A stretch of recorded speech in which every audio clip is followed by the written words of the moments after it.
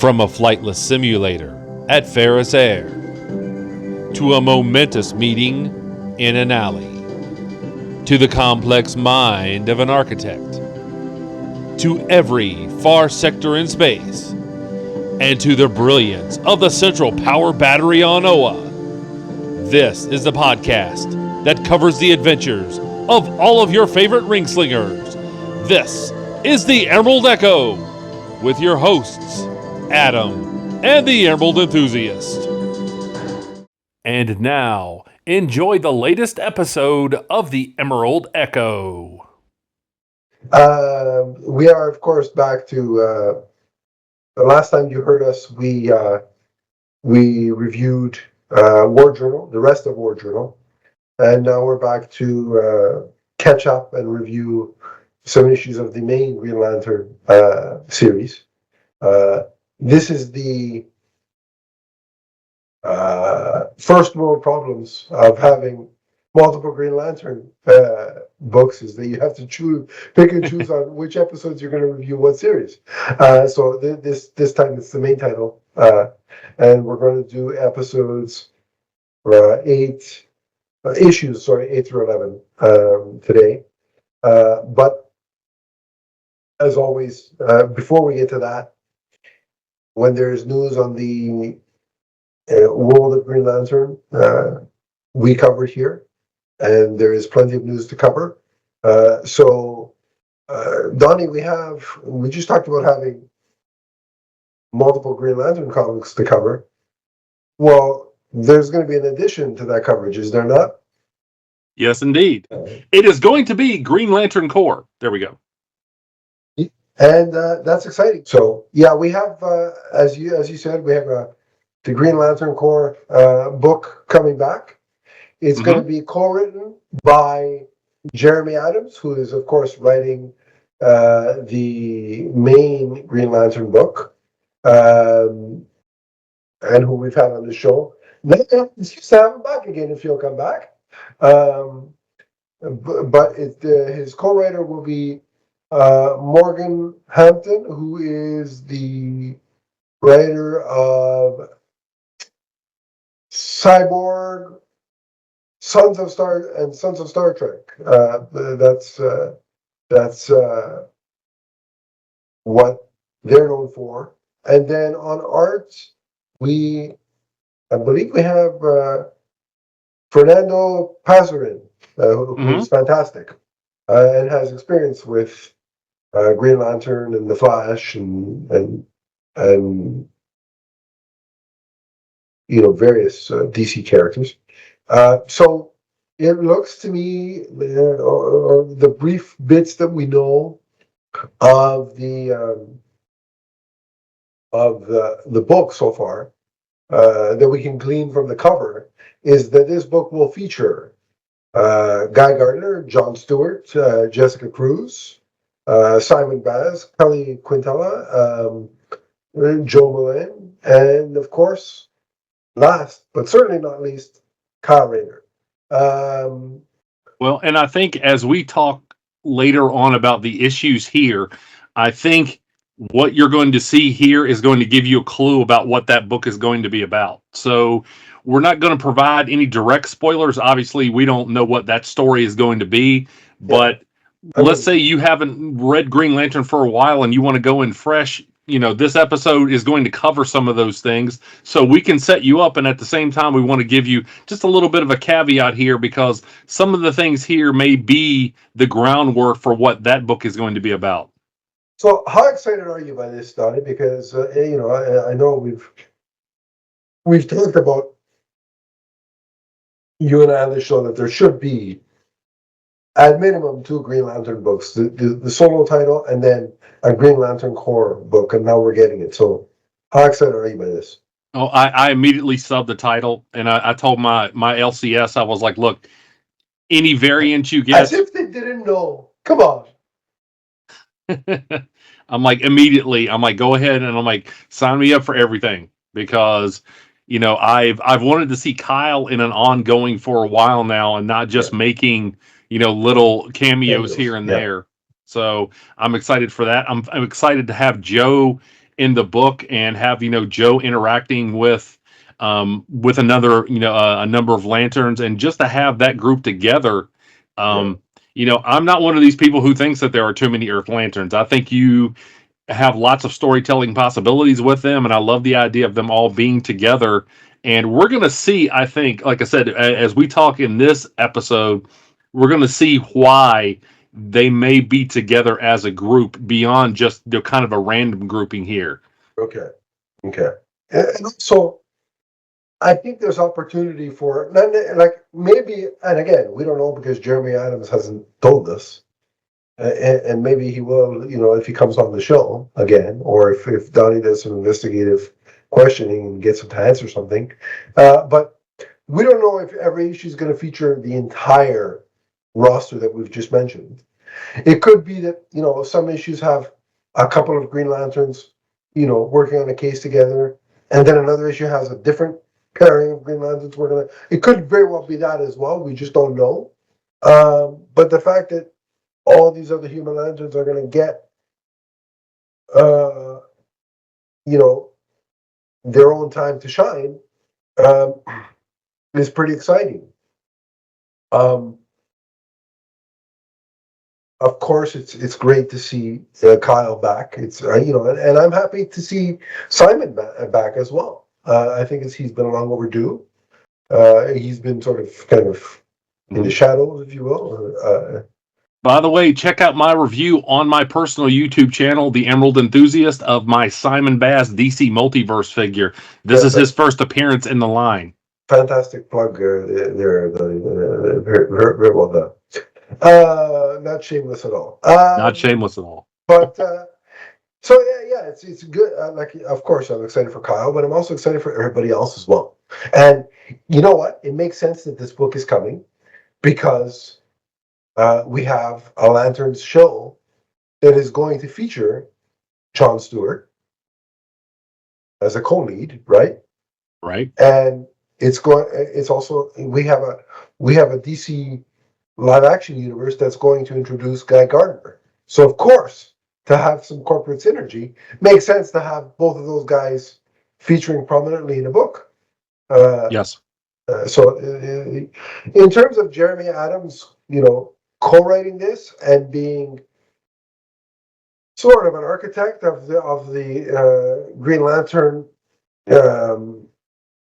universe in comics, I think it's a great thing because I've loved this run that we have going so far. I've loved what he's done so far, and Donnie, I'm getting that. I said this when he was on the show, so I'm not just pumping his tires for the sake of pumping his tires. But when I read this era that we're in of Green Lantern, I'm getting that feelings that I got back in the early 2000s when Jeff Johns came on the book. Mm-hmm. Well, yeah, I mean, obviously we had a lot of different titles throughout the 2000s as well as the succeeding decade. Right. And it satisfied a lot of people because it gave different characters chances to shine. And it's like you just said, if they're going to have these characters on screen, it only makes sense that they would want print out there for people who want to familiarize themselves with the characters more and not necessarily have to go back and read all of Green Lantern's 84-year history. You're right. Because I mean, again, it's confusing. We've talked about that in the past. You don't want people coming on board with the Lantern TV series and saying, well, who is this character and who is that character, and I don't understand here, and maybe not buying a book, or maybe not watching the show because they have an impression that's not correct. You want to give everybody ideas of who the pieces are so they can understand what's going on. Right. And so again, this is very exciting times. It seems like Jeremy Adams is sort of following in the footsteps of Jeff Johns, in the sense that and again, I'm not saying that he's this is not that he's this is a good thing, but it's just a comparison in the sense that, he worked on Flash. Jeff Johns worked on Flash. Uh, he Jeremy Adams is spearheading the new Aquaman title. Mm-hmm. Jeff Johns worked on Aquaman, and of course, Jeff Johns was spearheading the Green Lantern mythology for what, almost a decade, I think. So now, Jeremy Adams is also working on Green Lantern, and let's not forget that didn't Jeremy Adams work with Jeff Johns on he worked with Jeff Johns and come on, why am I forgetting his name? Tim Sheridan. They worked on the Flashpoint. Remember when they brought back Flashpoint Batman? Oh, what was that yes. series Yeah. called? I can't remember. But they work together, so it's kind of funny how he's sort of also working with the same DC characters that Jeff blazed the trail for. So I'm not saying that maybe I just think it's cool because I love Jeff Johns' time on all those characters, and I'm also loving. I love what Jeremy Adams did with the Flash. I'm loving what he's doing with Green Lantern. I'm looking forward to his Aquaman run. So, but and just because he's working on the same characters, Jeremy Adams is taking what's been built throughout the course of the last few years of Green Lanterns and telling his own story. So it's not like he's just copying and pasting.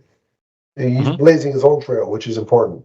But he's doing a fantastic job, and I'm glad that that Green Lantern Corps is coming. It's been sorely missed, and I'm thoroughly excited. You've already pre-ordered it via your local comic shop, and as soon as it becomes available for pre-order digitally on Amazon, which I think is a month before its actual release, I will definitely be pre-ordering it so that when it does come out, I can get an email saying my book is ready, and it'll be like Christmas in February. Because that's when this book is supposed to kick off in February. So I'll have actual Christmas in December, and then I get to have it again in February, which isn't a bad thing. The more Christmas, the better. But so that's the publishing side of Green Lantern.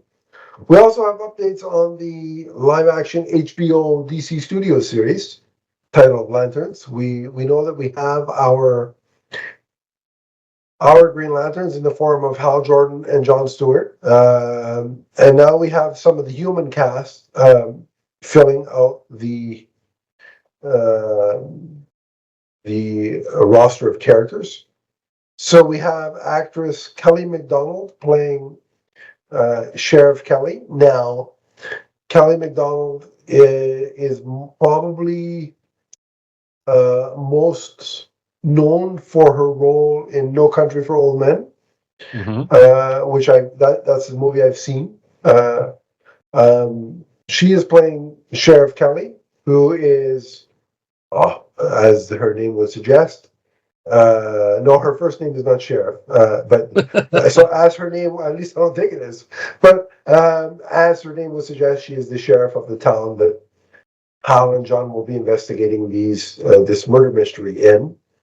And she is supposedly going to be a love interest for Hal. We'll get into that in a bit because there's been some thoughts on it online, and I have some thoughts on those thoughts, but we'll get into it in a second. We also have a lot of thoughts going around. We also have Garrett Dillahunt, I think is how you pronounce it, playing the character of William Macon, who is sort of a modern day cowboy, and he is an antagonist in the series. We don't know to what extent, but I think. Well, I'll get into theories in a minute of what I think might happen. But again, nobody tells me anything. So when I get to my theories, it could be totally, me pulling nonsense out of where. But this actor has been in two things that I'm familiar with. He was also in No Country for Old Men, and he was in the TV series Deadwood, which I'm somewhat familiar with. And then we have another female actress in the cast, and I'm going to let you take over this name because it's a harder one, and I don't want to butcher her name. So go ahead, Donnie, give it a Okay, try. well, I'm probably going to butcher it as well, but her name, I think this is how you pronounce it, either one of two ways. It's Porna Jaganathan or Yaganathan. I think it's Porna Jaganathan. Okay. So Uh, if by uh, some lightning strike she's out there and she hears it, ma'am, we're sorry if we butchered your name. yeah. Welcome to the cast. Welcome to the DC universe. We're happy to have you. Um, She has been in the TV miniseries The Night Of, and she was in Big Little Lies. For those who are familiar with those shows, I am not. So this will be my first exposure to this actress, and she is playing the character of Zoe, and she will be, according to the trades, supposedly a love interest for Jon Stewart. Mm-hmm. Now, uh, first of all, let me say I love that the cast continues to grow. We are barreling towards filming, which is scheduled to begin, I believe, in January or February. So the more cast that's added, of course, we get one step closer to filming. And it makes it all the more real. I think we can safely say now, Donnie, that this is happening. It's no more of a if, maybe, who knows. It's a thing that's happening. We are going to see live action Green Lanterns on screen again. And if it being on HBO, if the quality of the Penguin is anything to go by, then we're in for a good time. But I just finished that last weekend. It's so good. And man, yeah. I've got a couple of reviews for the first 4 episodes. Yeah. With I did with Nick Zednick. Those episodes will be coming as Donnie gets a chance to edit them. Of course, I have to send them to him, which I would do after this show. So they're coming. But I digress. So yeah, I mean, I started on the show late. I always seem to be busy with things, but I got caught up right before the finale, and whoo, man, it's so good. So if that's the quality, if the quality is anywhere close to that, then oh boy, we're in for a show tonight, as that random cop said in The Dark Knight Rises when Batman reappeared. But it shows you how much I watched those 3 movies that I can randomly quote that. But I digress. Speaking of Batman, I got to point out, if you're listening on another platform, you won't be able to see this, but behind Adam is that cowl, the Batman cowl. Yeah, the Adam West. Yes, the mini one. I have to the right of me, which you can't see. I have the 1-to-1 scale of Michael Keaton's Batman '89 cowl. And look at you say, "Holy crap, is it huge?" I totally misjudged how big it was. Make the inappropriate reference all you want. I was going to say, we're going to keep it PG-13. We're going to keep it PG, but if you want to make a comment while you're watching this, by all means. Yeah. But I didn't realize how huge it was, and here it is, and it's big and beautiful, and I love it. But it's a shame I can't wear it, because if I could, I'd be wearing it right now. But I digress. Back to Green Lantern. I kind of alluded to some comments online. There are some people who are getting up in arms because none of these 3 characters that these new cast members are playing are seemingly from the comics. Mm-hmm.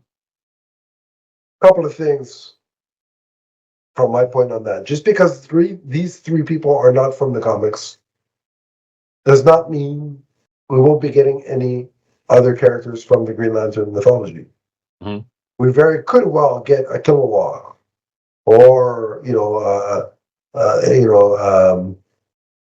uh, just Salic. to, Yeah. Salic, or just to upset Donnie Nort.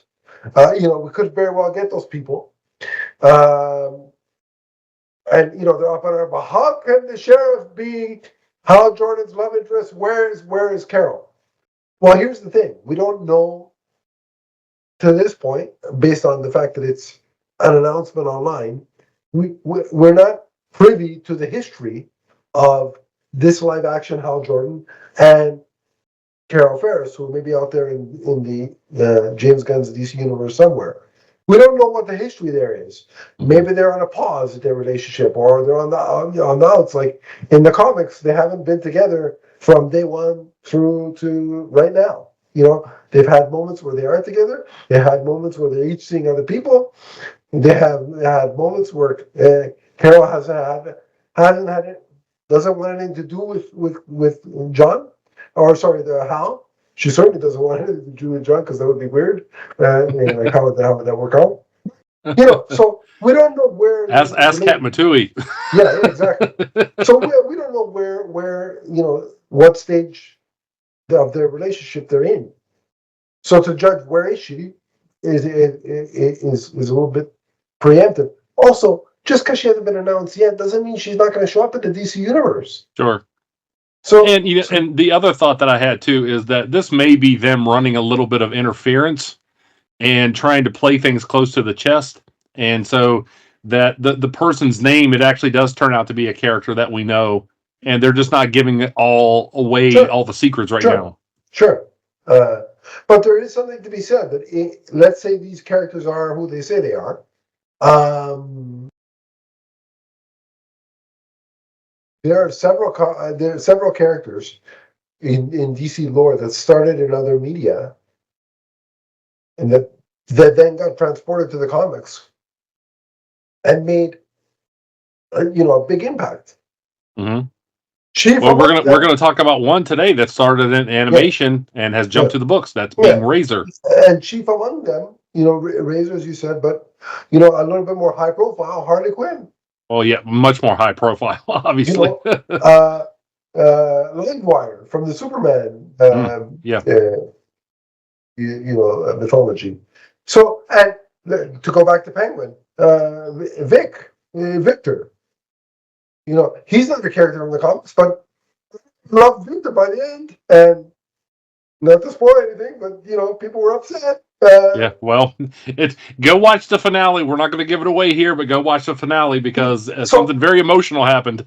So just because some characters are not, their origins aren't from the comic books, doesn't mean, oh my God, what are they doing? They're going to ruin everything. The show's going to be a disaster. Mm-hmm. Face it, they're getting what I could say is they're getting quality actors. And let's let everything unfold. Yeah. And see where we are by episode 8. I hear they're going to include Gwildor too. Just kidding. Listen, if there's a Masters of the Universe crossover with Green Lantern, I'll watch it. But yeah, so let's wait till episode 8, and then we can have this conversation again, because we know Kilowatt could show up. Yeah. So and I tell you what, I gotta say, speaking of the Penguin, if looking at the makeup and looking at that whole process to make Oswald Cobblepot, that's one thing I didn't like about the series, is the whole Oz Cobb thing. He's Oswald to me. Okay, yeah, exactly. To make Oswald, the makeup was incredible, and I'm like, okay, so pretty much no alien race is going to be off limits. Of course, yeah. When they decide to include an alien race or include the Guardians or whatever. At Guardians of the Galaxy, right? Like James Gunn is not going to. Again, he's not he's not the showrunner, but he's the boss of the DC Studios, so he's going to have an input on this kind of thing. It's not just going to be, okay, I set you guys up, go off and do your own little, do whatever you want, just don't consult me. Of course, he's going to be involved, right? That's the way things go. So, look, we're one step closer to filming. They're adding quality people to the cast. I'm excited. This is an exciting time. It's been a long time since 2011.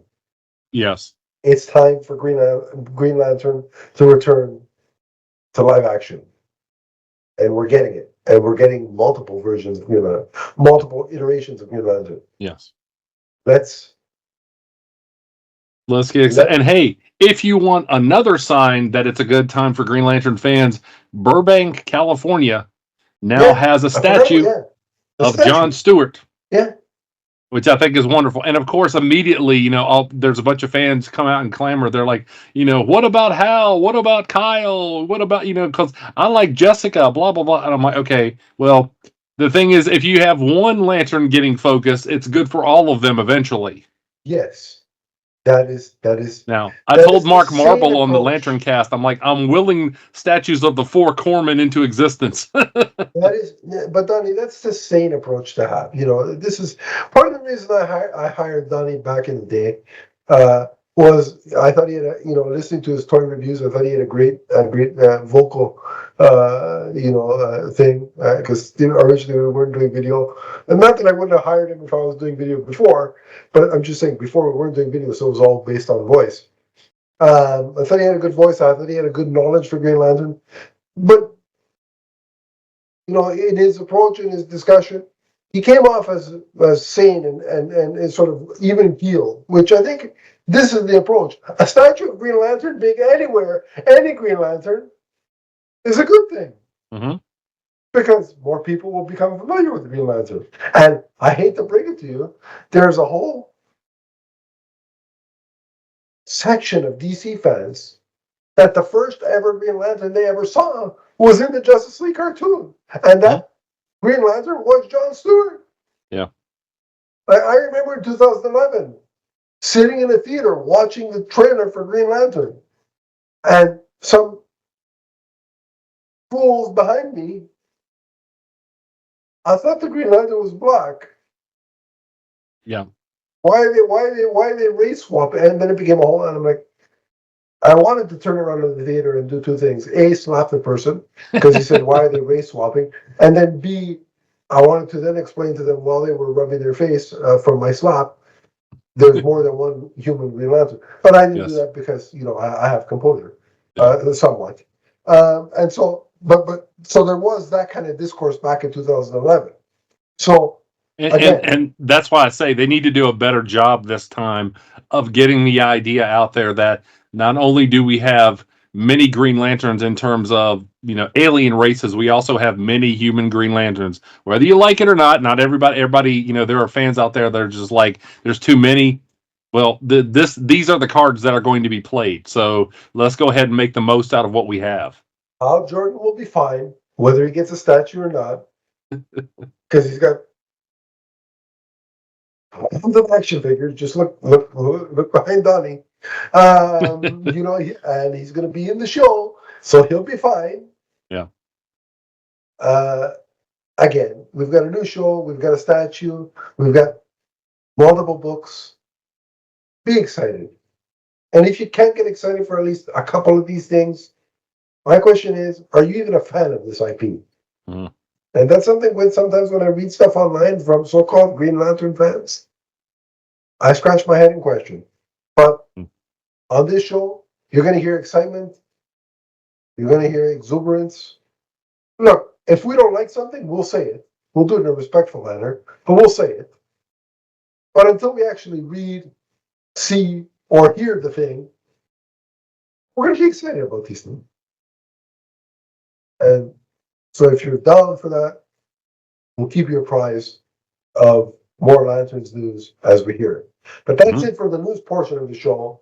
We're going to take a quick break, and on the other side, we're going to review issues 8 through 11 of the Green Lantern title. So stay tuned. We'll be right back. Don't go anywhere. What's up, everyone? It's the Emerald Enthusiast. For all of your multiverse viewing and listening needs, check out our shows, which include Teenage Mutant Ninja Turtles, Ghostbusters, Power Rangers, the Marvel Universe, and the DC Universe, including the Emerald Echo podcast. You can check us out on Podbean, and remember to subscribe right here on YouTube. That's the Multiverse Musings Podcast Network. From the first podcast to the last. Three, And two, we're one. back. I was waiting for you. You got to set me up with the goal shot, man. You guys won't know this, but there is a lot of editing, extra editing happening in this episode. But I digress. It just shows you the skill of Donnie to take on all the We're flubs. having fun. That's all that matters. We're having That's fun. exactly. We're having fun. Let's enjoy life because the alternative is, well, stepping outside into the real world. But I digress. Yeah. But as we promised, we are going to discuss the main Green Lantern title that is written by Jeremy Adams and drawn by Zermanico. So, Donnie, give us a summation of issue 8 and where we left off. Okay, issue 8, we're starting with Razor telling Hal about the destruction of Odom. Mm-hmm. And if you don't know, Odom is the home planet of the Blue Lantern Corps, excuse me. And it raised some questions for me right away because I'm like, okay, exactly. I thought that there were only a couple of Blue Lanterns left based on, we saw the Blue Lantern be destroyed in the past. We saw a couple of Blue Lanterns at the end of the Thorn run, but evidently Jeremy Adams, and this is my theory, is that he has taken the mythos from Green Lantern the Animated Series and Young Justice and kind of expanded that a little bit. So the Blue Lantern Corps was back. They were on Odom, and I think it says like millions of inhabitants there. So the planet was blown up. The blue battery was blown up. And now we have Razor telling Hal about that. Yeah, to which I say, leave the blue battery of hope alone because the world needs as much hope as we can get. Yeah. Both from the outside world and as a Leaf fan, I could say for both. So leave the leave the hope alone, damn it. But yeah, I agree with your theory. Just because that he's sort of merging different iterations of the mythology, which would make sense because he worked on the Green Lantern animated series, right? So it would make sense that he draw upon that. Yeah. So I'm taking that as, he's deciding to put a few more toys in the toy box. Right. And that's where we are. So not necessarily, dotting all the I's and crossing all the T's from the previous continuities, but giving us a picture of what he wants to include here. So Razor tells Hal that he wants Hal to help him find the Guardians or somebody who he can tell about the battery blowing up. Right. And of course, Hal tells him, I can't leave Earth, because remember, at this point, Hal is still wearing a ring that has been constructed of scraps of Manhunter armor that he built basically with his own will. Right. And so Razor says, well, maybe the reason that you can't leave the planet is because subconsciously you're holding yourself back. You don't really want to leave. Which, by the way, that makes sense. Obviously, we see that Hal has been focused not only on getting off the planet, but at the same time, he's trying to work through his feelings about Carol, which has been very difficult, and watching Carol in her relationship with Nathan. Right. So Hal's like, well, that's a good point. Maybe I should try it. Maybe if I will myself out of this atmosphere, if I put enough power behind it, I can get out of Earth. Yeah. And so he tries it. Several times, and he fails miserably. And he ends up looking like the Leafs in the playoffs every year. Just why are you going to do that to me, Donnie? Why are you going to break up those memories? You know how much second I need to see? I'm going to leave. I have to go through it too. For those of you who don't know, we're both Leafs fans, even though I'm in America. My pain has been longer than yours. Okay, yeah. They've been causing me pain since I was 10. Doesn't change. Folks, just so you know, just so you get an idea. Imagine being Bruce Wayne and reliving your parents getting shot over and over again in the alley. That's like me watching the Leafs in a Game 7 situation from the time I was 10 to now that I'm 41. So just imagine that kind of pain. And there we are. But continue. But that's where we were with that. Hal was not able to leave. And so as he comes back and he tells Razor about this, guess who shows up? It's Carol. Mm-hmm. Now, remember the last time she saw Hal, he was in that battle with Sinestro, so she doesn't really know what's going on. Right. Obviously, she's worried about Hal at this point. To which I say, I'm watching this unfold, this conversation, this where she's basically yelling at her, why didn't you call me and tell me you were okay? And I'm like, well, you two just tell each other that you love each other and let's go. Like, can we stop beating around the bush and just get to it? And he's like, well, and then he's explaining, she's like, you're leaving again, right? And he's like, well, just, is there a reason for me to stay? Tell me to stay. And it's like, can you two just kiss on anything? Like, that's where I was. I'm like, I'm not a shipper unless it's something. Well, right, but at this point, we still don't. We in a few issues we will learn about Carol's true feelings about Nathan, but at this point we don't know that. Right. Yeah. And so Hal kind of puts her on the spot, and it's a little tone deaf. He was like, "Well, if I leave, do I have something that's going to keep me here?" Yeah.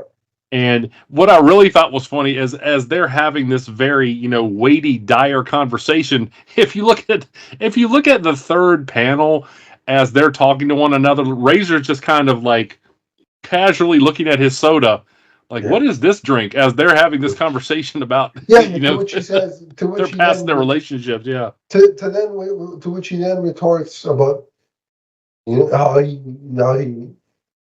is kind of pushing Hal to go because they have better things to do than sit in this, horrible accommodations, drinking the dew of the mountain, or instead of mountain dew. Yeah, the dew of the mountain, as Kilowog called it. Yeah. Yeah. So I thought that or the not actually Kilowog. Anyway. Yeah. So I thought that was pretty funny. And then Carol storms off, and that's that for now.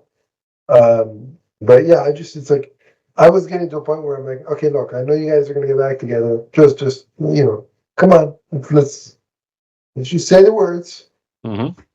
Stop beating around the bush. So to try to counteract this issue that they have leaving the planet, they decide to go see a character whom I did not expect to see in this run, and that is Madame Xanadu. Right. And by the way, if there was a comic book version of me, and I knew exactly what he was going to say before he said it.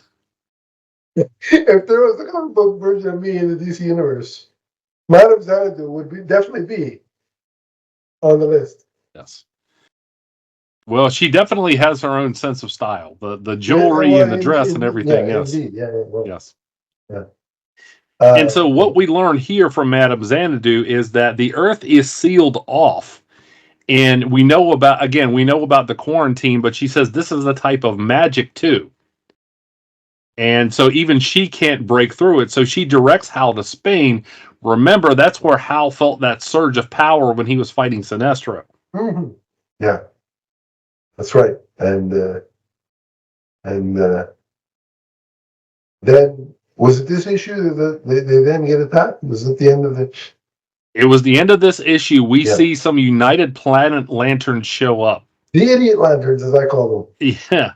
Only this group seems to be something a little different. If they're kind of wearing tunics. Yes, yeah. And almost like robes, like Jedi robes, or yeah, exactly. Something like that. And so initially they're overwhelmed by Hal's response because, again, even though Hal is wearing a ring that is not as powerful as his usual Green Lantern ring, he's still Hal Jordan, and so he's able to take the fight to them. However, we learn that they are able to channel other emotions from the spectrum, meaning other types of colored energy, fear, and fear and hope and greed and those types of things.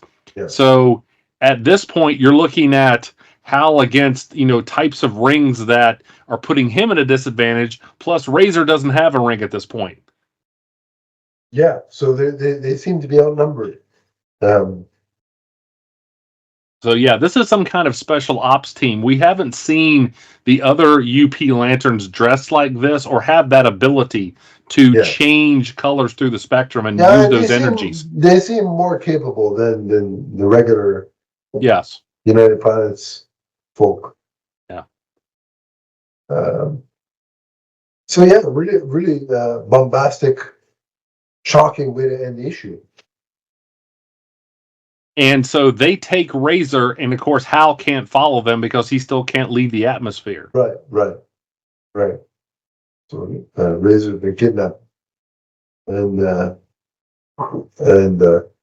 yeah, I thought it was a really another strong issue overall. You know, it's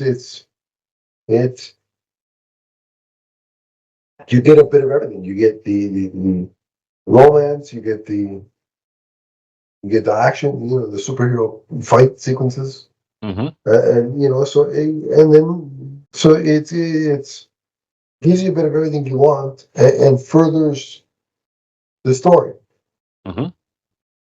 And this ends up with Hal going back to Spain and going down into a cave, and it says next, the secret of the green. Yeah, And so we're slowly starting to learn how this story is going to unfold. right. And I like that there's been a lot of surprises along the way. I haven't been able to predict everything, and that's Yes, always a positive for me. agreed, 100%, Yeah. 100%. That's some of the ingenious writing in this book is that it's not predictable, but it's you know also keeping years of continuity that we're familiar with and using it to help tell these new stories instead of just retreading on what's come before, right? Mm-hmm. So um, I think it's the best use of passing the torch from different creative teams, you know, but Mm-hmm. keeping a cohesive narrative. So I really like this issue. Do you want to rate them individually or all at once at the end? Well, let's rate them all at once. Although we do need to talk about the backup story here because Yes. it has bearing on the main story. Yeah. This is a very quick backup story. It's called Good Talk, and it's written by Ron Mars and with art by Dave Eaglesham. And of course, those are two. Ron Mars being the co-creator of Kyle Rayner, Dave Eaglesham also worked on Volume 3. And we get Kyle. He's out in space, basically this construct sitting outside of Radu's, Yeah. and he's recounting some of his moments in his early years as Green Lantern, and you can tell because he's wearing his original costume with Sure. the Darryl Banks symbol, and he's talking about basically being New York's Green Lantern at the Right. time. And he's also talking to a construct of Alexandra DeWitt, which this to see this, I mean, it really made me emotional because obviously, even though Kyle has had several love interests since then, including Carol Ferris, um, Here. just to make a few heads explode, he still obviously has a very special place in his heart for Alexandra DeWitt. And so, as he's talking about, he doesn't really know where he fits in at this point. And he's talking to her with a mug that says Radu's Coffee, very similar to a mug that I own and actually drank coffee out of this morning. Um, but this, I you think it's know, really cool. Kyle at this point is kind of wondering about he can't get back to Earth, and he can't, and Hal can't leave Earth. So, and at It's this quite the point, conundrum. yeah, exactly. But he won't be alone for long because who shows up? But Joe Mullane. Yes. So I really love this backup just because the tone of it, like at least the recounting of a previous adventure, you know, it felt like you're right at home in volume 3, like you were right back in the you know in the thick of it, which was nice. Um, but as you were saying, you know, him talking to the construct of Alexandra, you know, she was his, I would say, sort of true love kind of thing, Yeah. regardless of who else he's dated in the past. It I didn't would last say long, but it was important, obviously. I would say Donna would be the other one that had, a big impact on it. Well, and he had a very long relationship with Jade as well as Saronic Natu, but yeah, so I mean, but his origin is very much tied yeah, to yeah, Alex, and we know it's kind of controversial, but I like that Ron brought things back to this moment and reminded you of how much this has shaped Kyle as a character. yeah. So I thought it was, I thought that was a great bit of emotional uh, storytelling. And the beautiful thing is he was doing all the talking, right? Right. But yet it was such an emotional scenario. Mhm. And the art was stunning. The art was just beautiful. Just incredible. And And we it also had, learned two really important things here too, and especially for Kyle, he says that something's wrong with the emotional spectrum. yeah, And when Joe shows up, she tells him that a lot of the veteran Green Lanterns have issues with what's going on with the United Planets. And so this will feed into the main story. yeah, yeah, yeah. Which makes it, even more important to read. Mm-hmm. But it was a Kyle backup, so even if it had nothing to do with the main story, I would have read it. But I digress. But the Well, fact again, that we have talked about this being, Kyle's 30th year as the titular Green Lantern, and since yeah, he came into the mythos, and so I thought it was very fitting for them to bring Ron Mars back, and I like the fact that Kyle got this bit of focus, and he'll get more focus as the issues go on here. yeah, yeah. Um, but I have a question for you before we wrap up this issue and move on to issue number 9.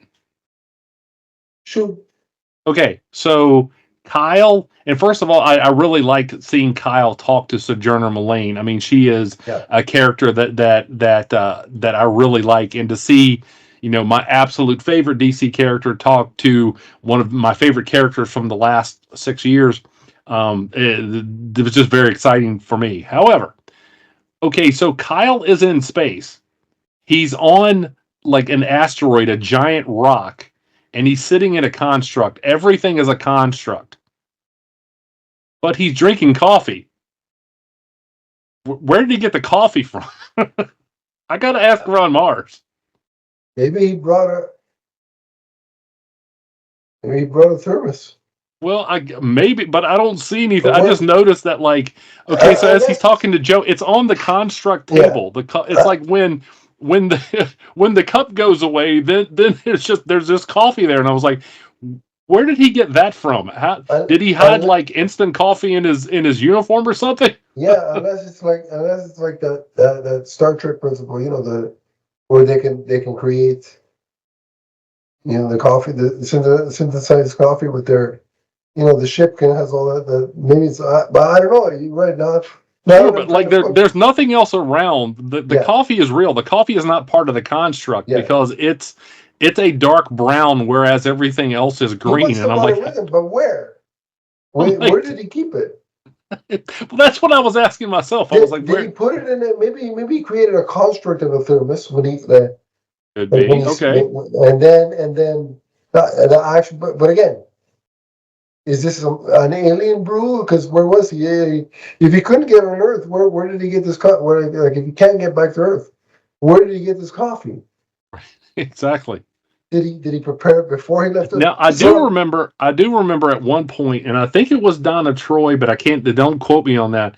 But it was somebody who told him because they were drinking coffee from one of his constructs that it made the coffee taste like vinegar. So that might be why he didn't drink it. But I still uh, don't know where he got it from. very, interesting questions. If Ron gives you an answer, you can update us on where the hell he got this coffee from. But yeah, I mean, hey.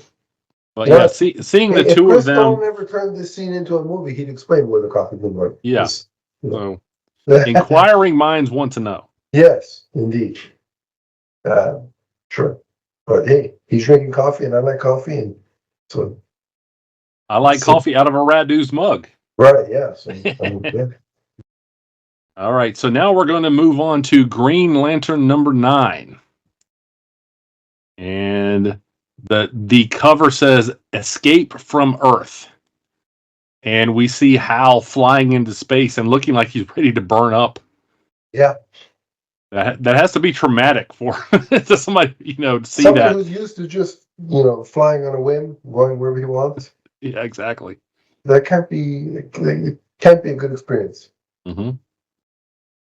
So in this cave, Hal ends up in this very lush place, and he runs into somebody who we haven't seen for a while, but is a very familiar face, and that is Tom Kalmaku. Yeah. Now, I had my ideas about what this power source was going to be. It didn't really turn out as I predicted. I will say that. I was kind of on the right track, but this is not where I thought it was going to go. Right. I thought it was very familiar, at least in terms of the sort of build-up before we find out what's actually going on, Mm-hmm. to the New 52 iteration of Alan Scott with the green and the Mm-hmm. all that jazz, but it wasn't exactly that.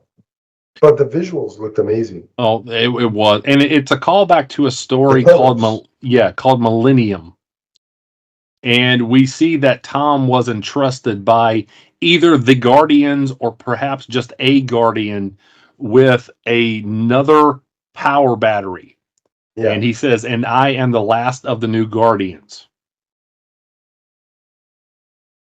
So it's almost like he was.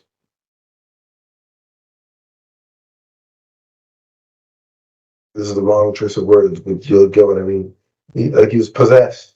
Mm-hmm. Well, yeah, I mean, you see But him, and that's like, I don't think we should sidetrack things and get too much into the Millennium story, but this goes back to that, and it's yeah, if you have a chance to read that, it's a very satisfying story.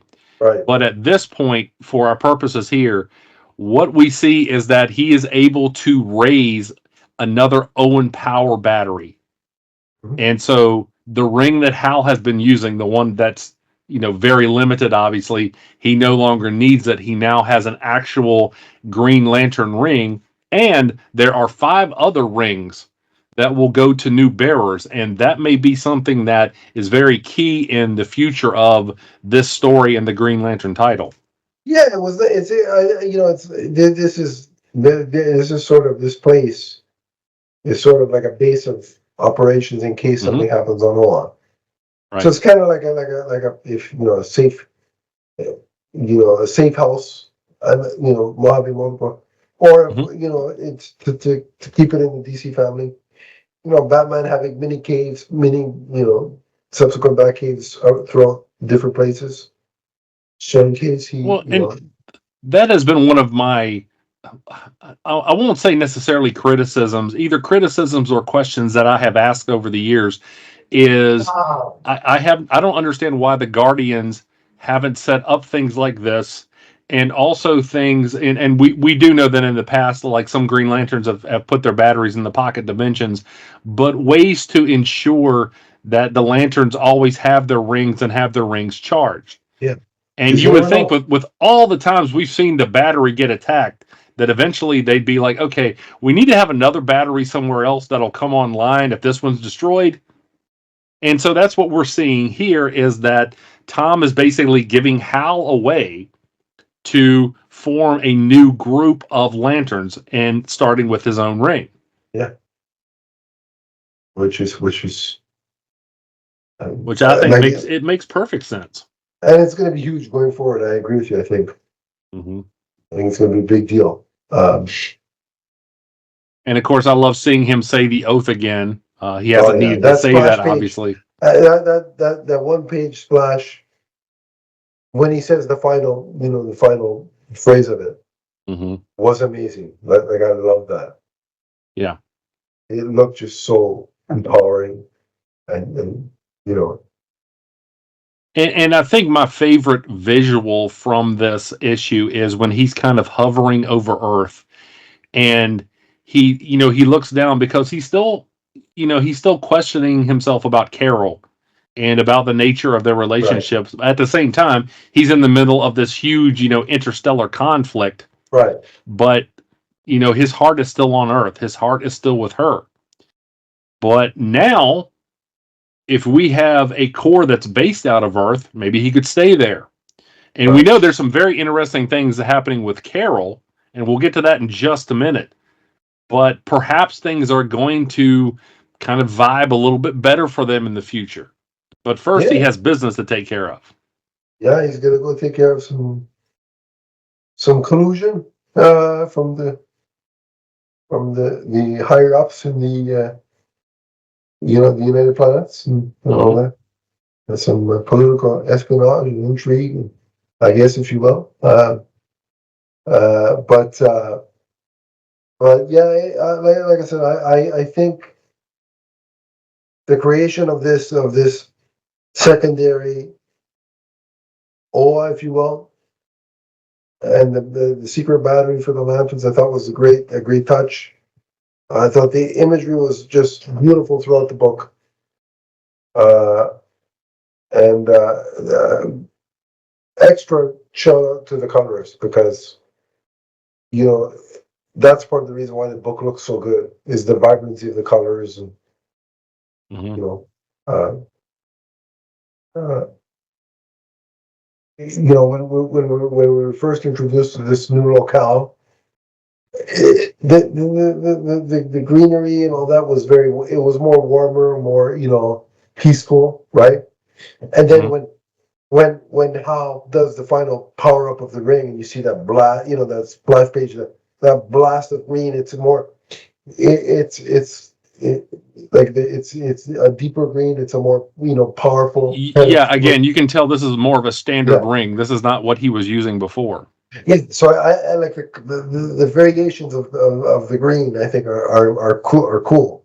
Yeah, and you talk about the coloring. I really love the page where he starts to fly quickly through space. Yeah, that was the one cool. where it says "whoosh." Yeah, you get the idea that he's doing sound effects now, folks. But yeah, I mean that's where we read Green Lantern comics, and you make it's like a book on tape, and you make the sound effects. That's right. Somebody should pay me to do sound effects. I'll do it for him. But of course, in space, Hal runs into some UP lanterns, and he finally makes his way back to Oa. But again, he's being attacked by a number of these. And seemingly, once he's on Oa, he's almost captured, but he is rescued by Sojourner Mullane, who is now back on Oa. She's just making cameos everywhere. She's like, she's like Robert Downey Jr. She's in this construct tank, and she just kind of runs him over. And she's like, "Hey there, need a lift, Hal?" And it's kind of the Green Lantern version of "If you want to live, come with me." Yes, come with me if you want to live. Yeah. So, and it says next, Sojourner and the Rebels. And we're about to learn a little bit more about that. Yeah. Because there's another backup in this issue. There's a backup story here written by Sam Humphries. It's called The Trial of Jessica Cruz. And we learn that there have been other batteries taken out by the United Planets lanterns. Yeah. And that they have been blowing them up. And that Tharos has control of this source lantern. And it seems like he's trying to put the entire emotional spectrum under his own control. Yeah. Now, Jessica, at this point, she is there and she saves Lord Premier Tharos, from what seems like an assassination attempt. What it actually is that she's undercover and she's trying to feed intel to the Resistance about what's going on here. Yeah. So we see at the very end of the story, she is in contact with Joe. Right. So that assassination attempt was to sort of enhance her cover, so to speak. Mm-hmm. Which I thought was very clever. Well, she was feeding them a story about about why she didn't let the orange battery blow up, which, by the way, I'm like, okay, that must be another Jeremy Adams thing, because there never was an orange central power battery before. There was only ever one orange Right. battery. Right. But, perhaps, and maybe that is it, I don't know. But regardless, she's telling them about why she didn't let that happen. And it doesn't exactly line up, but then the narrative changes to the assassination attempt, Yeah. which turns things in her favor. And she saves him, and then, or it looks like she saves him, so she wins favor with him, right? Yeah. Which it's all very. I mean, the whole plot, the whole subterfuge. It's all very. It's got a bit of Shakespearean. Yeah. Aspect. She also touches on the fact that she was briefly a Yellow Lantern, if you remember that from 2021. Yeah. We never really got a resolution on that, so hopefully maybe someday somebody will come along and pick that up and show us what happened. But it's cool just to call back to that continuity. Sure. That it's all still in play. You know what I mean? That it counts. Right. And I like seeing that kind of stuff. Right. And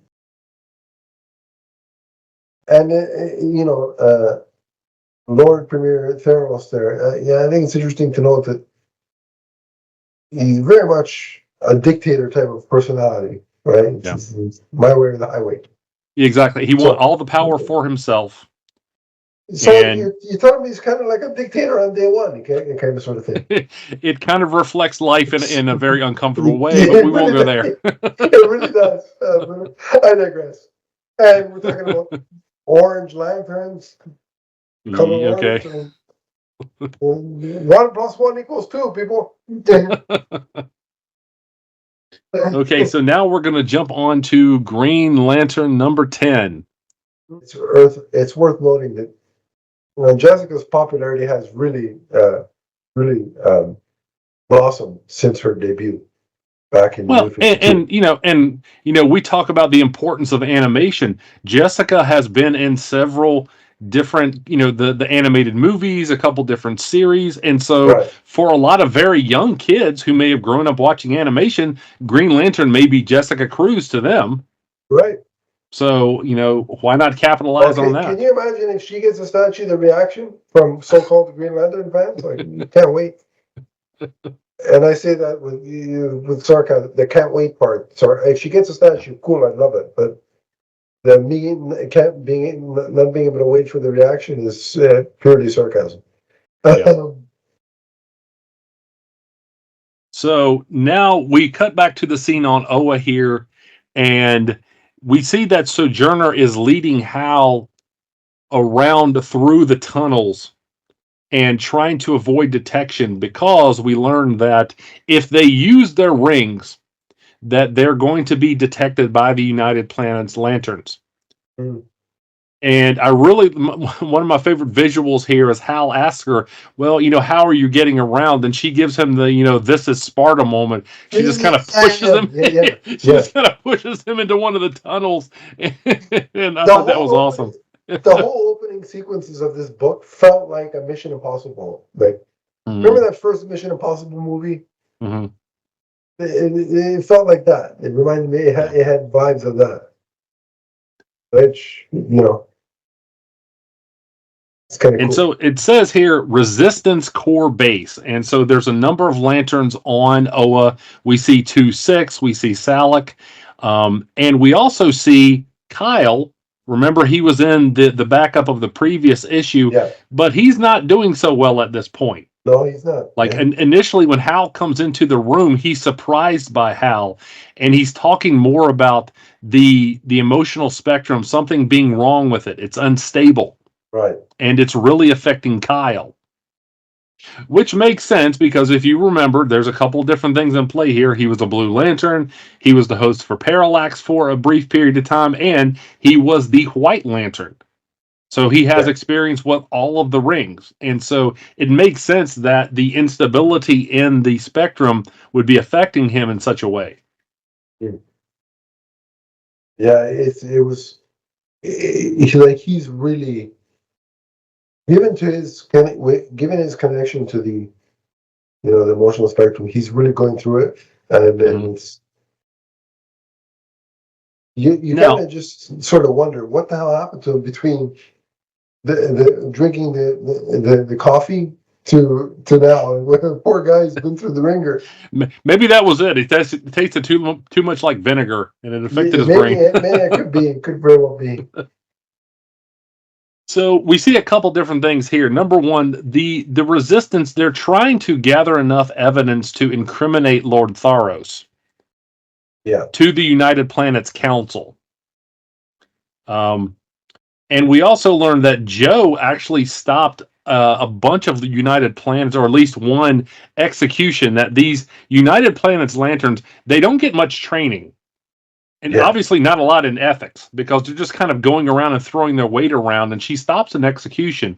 And so not only are these, the Green Lanterns at this point, and again, I mean the Green Lanterns, not the United Planets Lanterns, not only are they outnumbered, but they're facing a group that, even though they're not well trained, they're obviously not opposed to using lethal force and doing whatever, the bidding of Lord Tharos is. Yeah, well, seems like Lord Tharos, has people in his employ that will do whatever he says. Mm-hmm.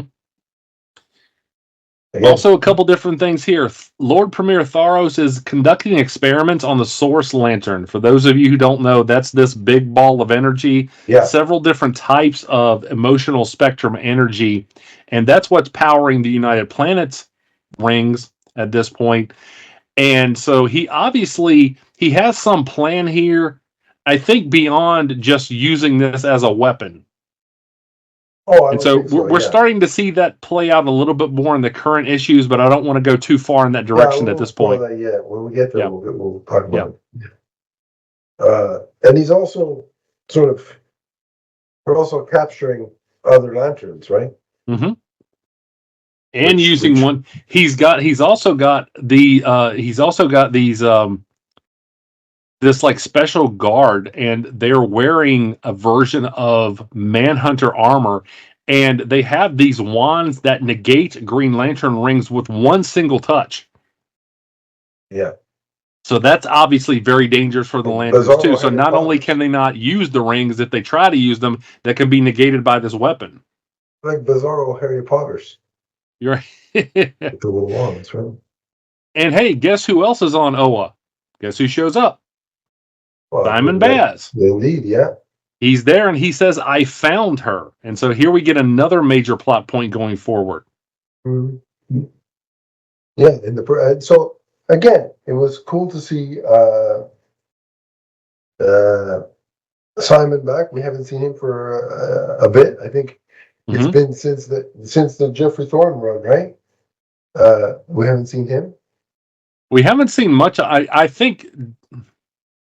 I don't know if we saw him at any point between, like with some other issues, like some other like special appearances or something like that. But that's the last time that I remember seeing him specifically used in the Green Lantern book, was being used in the Thorne run. Yeah, then we see Kelly, right? Right. Well, when he said, "I found her," that's who he's talking about. That's what he's talking about, yeah. Tharos is running experiments on her too. And that's when Hal pretty much loses it. Well, and so remember, again, I just said that Joe tells him there are ring hunters around. That's the group I was talking about. You can't use your ring. Yeah. Now, there's a couple of different things in play here. Perhaps Hal thought, because my ring is different, because it's not connected to the Source Lantern, this is why I'm going to take action. Or perhaps just because he's Hal Jordan, and he a lot of times acts before he thinks, which is usually a good thing, because he usually thinks around corners and he thinks so quickly that things turn out well. However, here, he does his best Stone Cold Steve Austin impression, and he crashes through the glass and immediately goes after Kelly. If had they drawn a construct of Stone Cold and had him giving Stone Cold stunners to people, that would have been even better. Yeah. And he tells the UP Lanterns, he says, "I'm going to stomp a mud hole and walk it dry." No, he's not just kidding. Anyway, given Jeremy Adams' appreciation of wrestling, I'm surprised that didn't happen. Yeah. So it looks like for a very short time, Simon is able to get Kelly, but then these She's ring taken back. hunters, they take back possession of her. Yeah. Interestingly enough, here too, we also learned that they have Razor, as in the UP Lanterns. They Razor is in one of the science cells. They're Yeah. able to rescue him, Yeah. and we also learned. Joe tells about how Larfleeze was very enraged by them destroying the battery, and so he nearly took out quite a few UP Lanterns. Right. So I would have liked to seen that scene. Yeah, that would have been a cool one shot of just Mhm. him taking. And as if they didn't have enough problems, we also see there's a group of UP Lanterns called the Unseeing. And these are precog magic users. And so they've already located the resistance base. And these seem to be very dangerous foes because, again, they can see the future and they can sense the lantern rings. Yeah, And so which this is seems like a very, difficult group to, oppose. yeah, this is going to be problematic for sure. Mhm. But yeah, no, I thought it was really cool to see. Like I said, seeing that group of lanterns together, right? And then the return of Simon and Kelly. And just I love the fact that what we've been reading for years actually holds merit, and it hasn't been just thrown away because hey, there's a new creative team in town, which sometimes happens. So I'm really appreciative of that, and then it just it builds. It makes for more. There's more meat on the bone with this experience than just hey, let me read the new adventures and screw what happened 5 or 6 years ago or whatever. Right. Adventures Jeremy in life. Adams, he's under no pressure to use all of the previous continuity, but he is using a lot here, even though he's making some changes. Yeah, So, exactly. Yeah, and it's like I said, it's just a richer experience. I find. so on the cover of issue number 11, it says Green Lantern, Empire of Blood. Sounds like something Star Trek, Yeah. Star Wars, kind of related. Yeah. Speaking of toxic fans, anyway, Oh boy. every time I go to a Star Wars group, Honestly, I think they're in a somebody's battle raising with the Cain. I think it's the Star Wars people and the Snyder cult. I think they're in a battle for who's worse. That would be a battle royal. We ought to put them in opposing teams at Survivor Series. Yeah, look at the War Games and hope neither of them come out. Exactly. Neither of them come out. I think. And right now, people are going, "What in the world is this podcast?" Anyway, Yes, we do wrestling in here too. wrestling and hockey and all kinds of stuff. Anyway, Oh, it's a smorgasbord. Yes. so we talked about other Lantern Core batteries being blown up, and we get a scene here where Tharos blows up the Star Sapphire battery here on Zamaron. Yeah. And he's like, he gave him a choice, and he had the battery blown up when they refused to join him. Now that's going to be important because there's a scene that's going to happen at the very end of this issue, and so we see that Carol goes to meet Nathan, and that she's lost the funding to Ferris Air. She's obviously still very confused about Hal, and she suggests to Nathan, let's get married. Yeah. Which And so, things are really going to build to a crescendo here. And we've talked a little bit about where this ends up with Nathan. I really like it. I mean, we've touched a little bit on this, when we had Jeremy Adams on the show. right. But this is how things lead up to what happens to Nathan, as well as, the kind of payoff between Hal and Carol. So they decide to go to Vegas and just go ahead and do it. Go ahead and get married.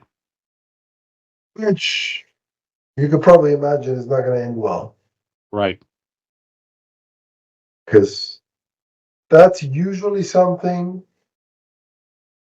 Not that I've had any experience of getting married in Vegas, but typically you do that on the spur of the moment when you're there. You don't travel there to do it. You know, most of the time. And most of the stories you hear, yeah, we're in Vegas, and Whatever happens in Vegas stays in Vegas. well, yeah, Not this time, because yeah, yeah, anyway, so the scene cuts back to Oa, and we see that the Green Lanterns there, the Resistance Lanterns, have one of the UP Lanterns as a prisoner. This is the lantern with the bird head, and he tells them that he's basically ready to flip on Lord Tharos yeah. because Tharos deserted him. And he's like, I'll give you the name, dates, and I will tell you everything we can incriminate him. At the same time, things are getting worse for Kyle. He's sitting in a corner. He's in darkness with his hands on his head, and he's like, something is wrong. And Yeah, so it's he not can't going. he It's not can't going join the well for battle him. because he's having some kind of neurological event at this point. Yeah. It's not going well for him. So back on Earth, we see that Carol and Nathan are headed towards Vegas, and she looks anything but enthusiastic. Even though it was her suggestion, she's not speaking very much. Yeah, it seemed like she was just doing it to kind of get over Hal. Mm-hmm. Was kind of the impetus. Exactly. Well, and we see that she's thinking about Hal. She has this flashback to their childhoods, and it talks about how irresponsible Hal was, and that he even stole the car at one point from the principal of his school, who was trying to help him, basically say, look, kid, you're messing up here. You have all of these choices in front of you, and you're making the wrong ones. My And question with that whole car stealing thing was, are we sure that they were in high school at that point? Because they didn't look it. And I'm like, is he even old enough to drive? I don't necessarily think he was, but Okay. it's kind of the Hal Jordan thing to like say, hey, let me see what I can do. Yeah. Oh, definitely. Yeah. I was just sort of curious as to, like, is he even old enough to drive? And so that is what is happening with Carol at this point. She's reminiscing about that as they go towards Vegas. Now we cut back to Oa, the Great Hall, and we see the group of lanterns go in, and they're going to offer up this information about Lord Tharos, but everybody there turns out to be a Durlan. Yeah. So they're all in league with him. Yeah. And Putting so his own people in positions of power. yeah, exactly. Again, this is very true to life for. Well, and so and I wondered too at this point. I remember reading this. And I was like, so did he replace them? To like set a trap, or did he replace them a while back? That's a good question. To make sure that that they did what he said. Yeah, it's a very good question. And so again, we see the finale of the flashback here with Carol, where she's thinking about her reaction to Hal all those years ago and now, and she's kind of wearing this like similar expression as she flashes into the future here, back to the present, where they end up at the Chapel of Solitude. Yeah, which is a Awesome. Superman themed wedding, which I wouldn't mind actually. I love it. You see the chapel and all of the decoration inside. There's a couple of different Superman costumes and a statue. Yeah, And I would totally do that. By the way. And the rings are actually based on different colors of kryptonite. They say here, and so Carol at this point, she looks increasingly unenthusiastic. You can tell that it was over when he said, "What about the green one?" And she's like, "Oh yeah, let's do." Oh yeah, whatever. I'm like, "Buddy, you're done." Yeah.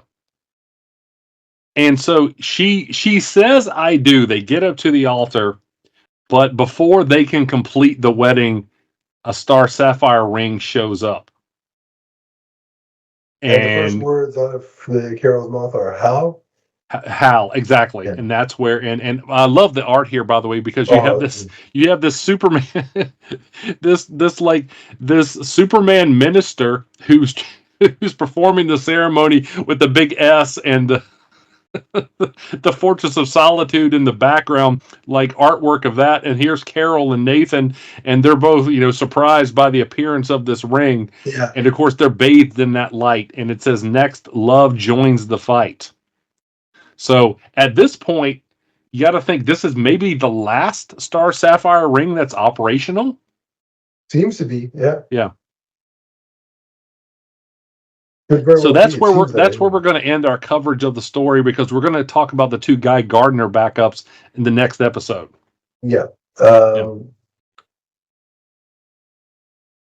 Again, I just think it's fantastic. I kind of felt bad for Nathan, because they say what happens in Vegas stays in Vegas. I think Well, his relationship with her is staying in Vegas and not going back to the rest of the world when they depart Vegas. But